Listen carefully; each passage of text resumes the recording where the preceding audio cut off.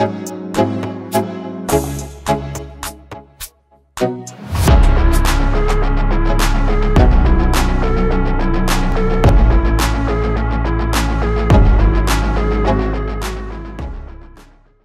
suis Sophie Suel, coordinatrice du réseau départemental des promeneurs du net et je travaille au sein de l'association InfoJeunes 38. Je m'intéresse aux pratiques numériques des jeunes et concrètement, j'accompagne des professionnels qui sont présents sur les réseaux sociaux.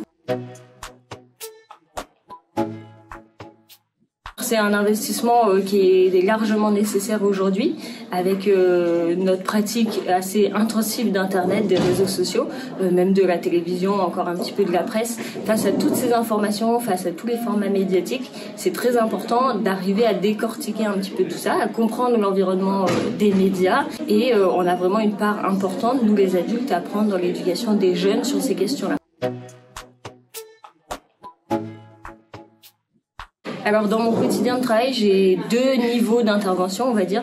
D'abord celui en direction des professionnels de la jeunesse, donc les animateurs, les éducateurs spécialisés, les informateurs jeunesse, avec lesquels on fait de l'échange de pratiques sur les sujets de l'éducation aux médias et à l'information. Après, j'interviens aussi parfois auprès de jeunes, collégiens, lycéens, groupes de volontaires en service civique.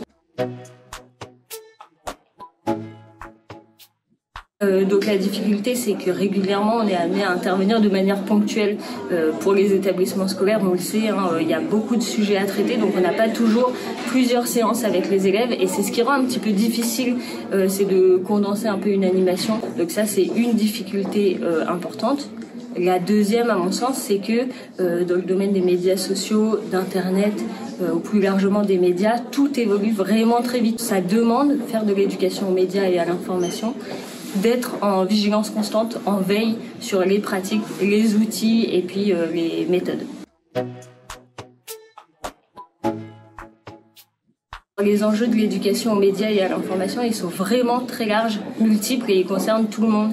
On va d'abord avoir tout ce qui touche à la compréhension de l'environnement médiatique. On est un peu abreuvé au quotidien par beaucoup d'informations. Pour s'y retrouver un petit peu là-dedans, il faut avoir des connaissances. On a aussi le fait de pouvoir nous-mêmes s'insérer dans l'environnement médiatique, donc au mieux, à la fin, dans l'éducation aux médias et à l'information, on espère que les gens se saisissent des outils pour eux-mêmes produire du contenu de qualité.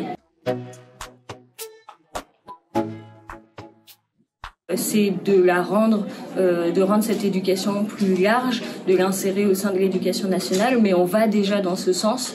En début 2022, il y a eu le rapport Brunner qui a été demandé par le gouvernement sur le sujet large de la désinformation. Mon souhait, c'est d'avoir encore plus d'associations comme la nôtre qui pourront intervenir dans le milieu scolaire et sur plein d'autres temps d'animation hors temps scolaire.